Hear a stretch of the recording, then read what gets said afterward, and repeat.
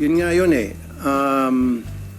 Matagal ka sa Tarlac at nakahalubilo mo yung mga tauhan mo and all of these people that work under you, of course, they speak Kapampangan. And I'll tell you, I lived in Zamboanga only for 2 years, from kinder to grade 1, and yet, natuto ako magsalita ng Chabacano.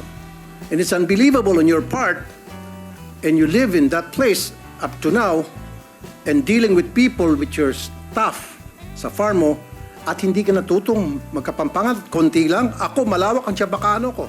And I only live in Zamboanga for 2 years. At a very early age. In your case, from start hanggang ngayon, nasa Tarlac ka na ang primary language doon ay Kapampangan, and yet konti lang. That's unbelievable. That's very amusing. Tell it to the Marines, sabi pa nga nila.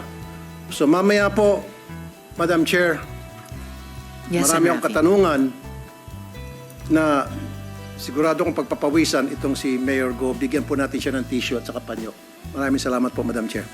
Salamat, Sen. Mr. Chair, Madam Chair, Senator Win Gatchalian, I've seen the transcript of the previous hearing in this committee pertaining to the investigation being conducted, and I saw also the videos wherein lumilitaw para bang teleserye itong buhay ni Mayor Alice Go. Blockbuster to kapag ito ay ginawa nating teleserye kasi fairy tale eh. Siya ay anak ng isang kasambahay na nabuntis ng isang mayamang Chinese, and then pinalaki sa isang farm, tapos nag-aral sa bahay, wala siyang kakilala mga kaibigan, and then isang araw, bigla na lang siyang naging mayaman. Unlike sa Cinderella, merong tinatawag na prinsipe na sumalo sa kanya. Dito, it seems to me that she did it on her own. Maraming butas po ako nakikita dun sa narrative ni Mayor Go. Nag-attend ako dito ngayon para bubutasan ko po. Marami po mga butas doon sa mga statements ni Mayor Go. Hopefully, I have some few questions na kailangan niya masagot. Kapag hindi niya masagot, doon makikita na meron po siya talagang itinatago. Hindi po kapani-paniwala, marami din po ako, Madam Chair, na request sa committee na ito ipapatawag. Unang-una, ipapatawag po natin ay yung pong midwife na nagpaanak sa kanya.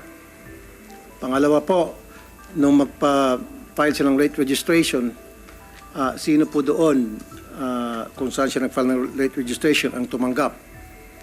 Pangatlo po, Madam Chair, gusto ko pong patawag yung barangay chairman na kung saan nandun yung kanyang farm.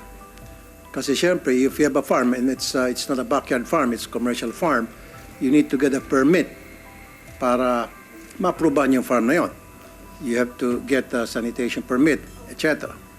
Nais ko rin po patawag yung mayor na nag-endorse sa kanya, na nag-last term na, and she was endorsed by that mayor to take his place. So, syempre, si Mayor, I'm sure, hindi naman siguro niya endorso itong si Mayor Go kung hindi niya kakilala. Patatawag din po natin yung BIR. Patatawag din po natin yung mga suki niya na pinagbebenta niya ng baboy. Patatawag din po natin yung mga tauhan niya sa farm. Kasi sabi niya, lumaki siya sa farm and she worked there for so many years or managed the farm for so many years. And of course, hindi naman niya pwede i-manage yung isang commercial farm all by herself. She has to have a lot of people. And who are those people? Hindi naman pwedeng sasabihin niya, hindi ko kilala yung mga taong yon. And of course, dapat marunong siya magkapampangan. Matanong ko lang muna, Mayor Go, marunong ka magkapampangan? Magandang umaga po, Senator Mayor. Raffy, Madam Chairman, Senwin. Ditakla mo po yung aking kapampangan po. Hindi klaro. Hindi po, konti lang Kaunti po yung lang po. alam ko po, konti lang po. Okay. Yun nga yun eh. matagal ka sa Tarlac at nakahalubilo mo yung mga tauhan mo and all of these people that work under you, of course, they speak Kapampangan. And I'll tell you, I lived in Zamboanga only for 2 years, from kinder to grade 1, and yet, natuto ako magsalita ng Chabacano. And it's unbelievable on your part, and you live in that place up to now, and dealing with people, with your staff sa farm mo, at hindi ka natutong magkapampangan, konti lang. Ako, malawak ang Chabacano ko. And I only live in Zamboanga for 2 years. At a very early age. In your case, from start hanggang ngayon, nasa Tarlac ka na ang primary language doon ay Kapampangan, and yet konti lang. That's unbelievable. That's very amusing. Tell it to the Marines, sabi pa nga nila. So mamaya po, Madam Chair, Yes, marami Sen. akong Rafi. katanungan na sigurado kong pagpapawisan itong si Mayor Go. Bigyan po natin siya ng tissue at saka panyo. Maraming salamat po, Madam Chair. Salamat, Madam Sen. Chair, pwede makasingit ulit. All right, Sen. Rafi. Okay, ito lang, Mayor, sabi mo, kasambahay yung mama mo, itong si Amela Lilial. So, ibig sabihin kasambahay, nagsisilbi doon sa papa mo. Sinong kasama ninyo? Kwento ba yun sa iyo ng papa mo? Habang nagsisilbi bilang kasambahay, yung mama mo sa household ninyo? Your Honor, hindi na po na-disclose po sa akin ng Hindi tatay ko po. disclose. Okay, so lumilitaw dito, amo, yung tatay mo, habang siyang amo, nandiyan yung kasambahay ninyo, naglilinis, inuutosan, pamalengke, kasal sila. Kasal sila, tinuturing niyang kasambahay. Kasi married, sabi rito eh. Married sila. Your Honor, as much as possible pa na ayaw ko po sumagot po ng hindi ko po alam. Pero hindi ko po talaga alam. Pero again, Mayor, siyempre tatanungin mo sa papa mo, kasambahay si mama, papa, pero kasal kayo. Paano nangyari?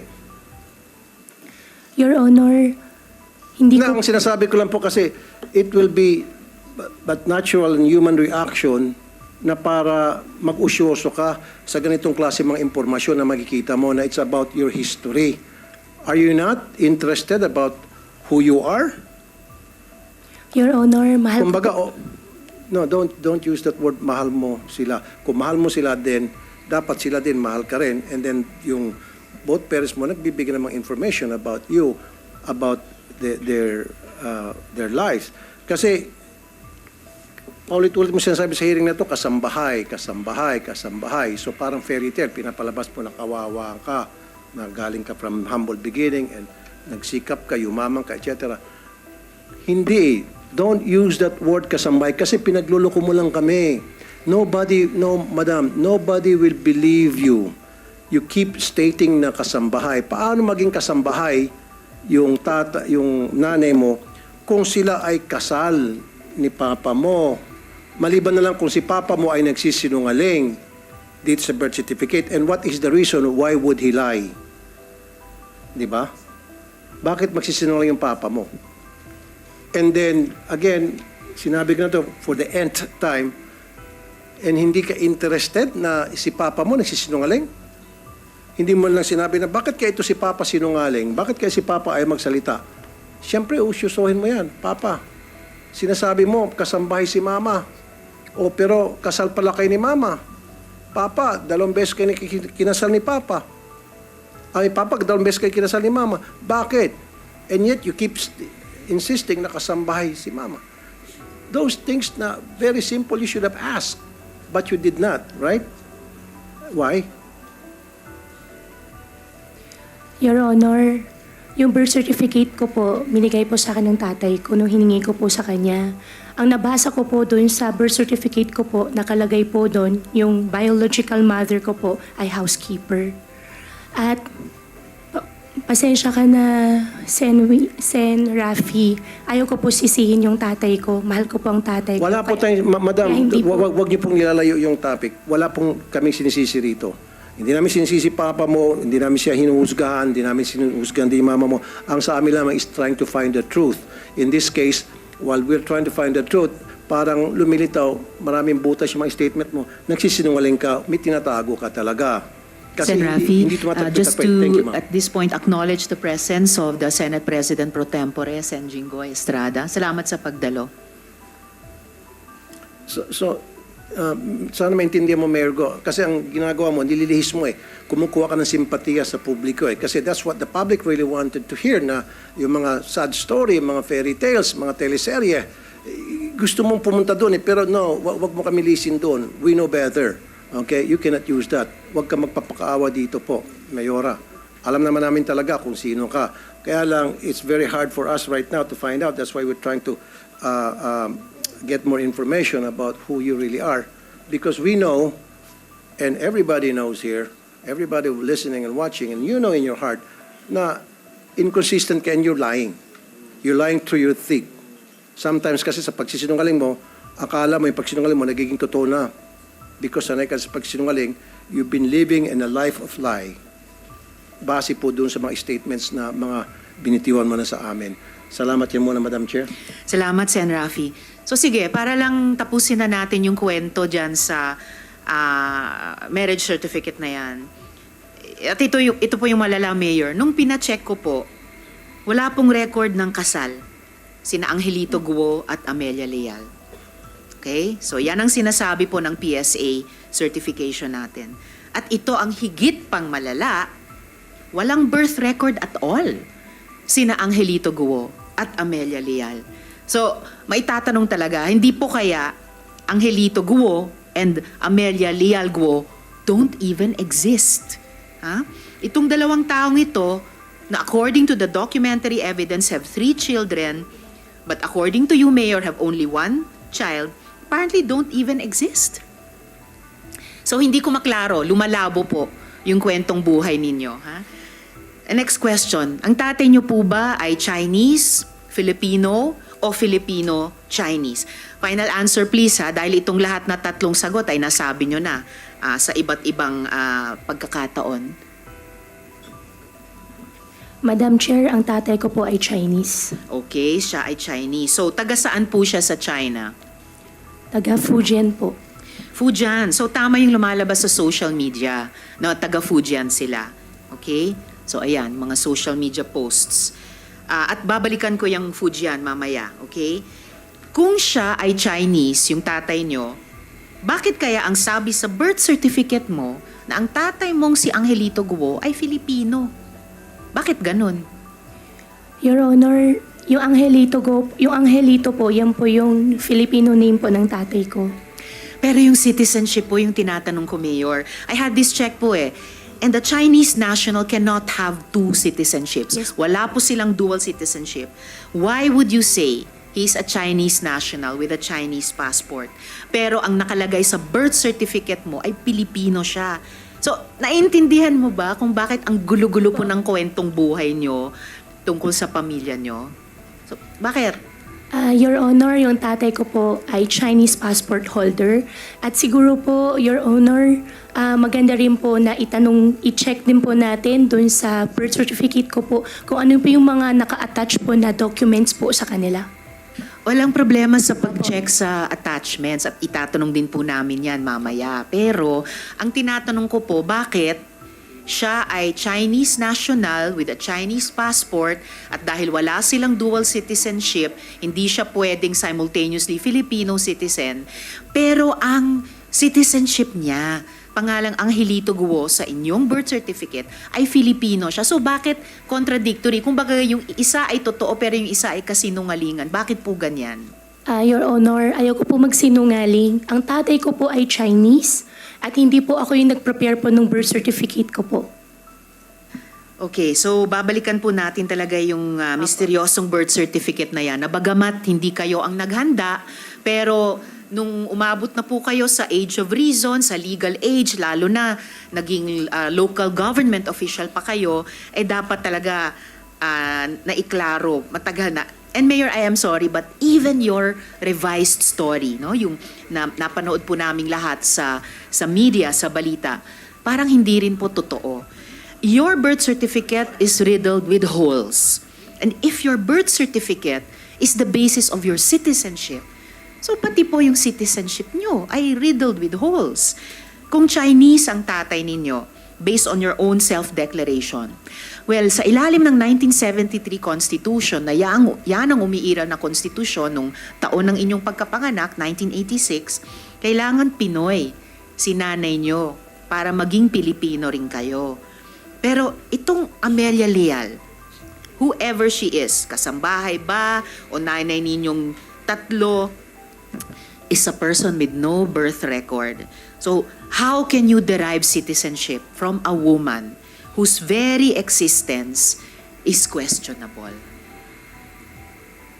Yun. Paano ba namin paniniwalaan, Mayor, kung saan galing yung inyong identity at citizenship? Kung ganito pong kagulo at non-existent pa nga yung ibang mga documentation sa inyo. Your Honor, lumaki po ako, nadala-dala ko po. Nung 2005 po, minigay po sa akin yung birth certificate ko po. Alam ko po ako ay po isang Filipino. Lumaki din po ako na alam ko po ako ay isang Filipino po. Well, kung sinasabi niyong lumaki kayo, alam niyong Pilipino kayo, kailangan backed up yan ng documentation. Bilang government official, alam niyo yan. At kapag kumukontra sa isa't isa ang mga dokumento or non-existent yung mga importanteng dokumento, nagiging kaduda-duda yung sinasabi niyong mga identity at citizenship. At earlier, no, kung sinasabi niyo na hindi kayo sinungaling, kung hindi kayo ang sinungaling, ibig sabihin, yung tatay nyo ang nagsinungaling. Nagsinungaling siya sa birth certificate nyo. At itatanong po namin yan mamaya. Ngayon, Mayor, sabi nyo, hindi nyo po kilala yung mga kapatid nyo. Actually, to be exact, sabi nyo, di kayo sigurado kung sila ay mga kamag-anak nyo. Do you still maintain this, Mayor? Your Honor, pakiulit po. Sabi nyo kasi sa akin noon, nung pinakita ko yung mga dokumento na nandun yung mga pangalan ni na Sheila L. Guo at Siemen L. Guo at isa pang dokumento na Sheila Leal Guo at Siemen Leal Guo, at tinanong ko sa inyo kung mga kapatid nyo sila, ang sabi nyo sa akin, hindi nyo sigurado kung kamag-anak nyo sila. Yan pa rin ba ang sinasabi nyo sa amin? After po ng Senate hearing po, Your Honor, nag-confirm po ako sa tatay ko, kapatid ko daw po sila. Kapatid nyo sila. Talagang kapatid nyo sila. At hindi lang po dahil sa birth certificate. Mamaya ipapakita po natin yan. So, ito na po. Ito pong lahat ng mga kumpanya ay magkakasama kayo. Nina Sheila Guo at Siemen Guo. Ayan. Hindi po kaunti. Lahat. Kayong tatlo ay magkakasama. Tapos, ito naman po, ang mga travel records ninyong dalawa ni Sheila Leal Guo, showing you traveled at least 3 times together. Travel buddies kayo ni Sheila Guo. At wala namang masamang mag-travel kasama ng kapatid. I would enjoy that also. Pero why would you lie about something like this? Bakit po kailangan magsinungaling sa bagay na napakadali namang pong i-check?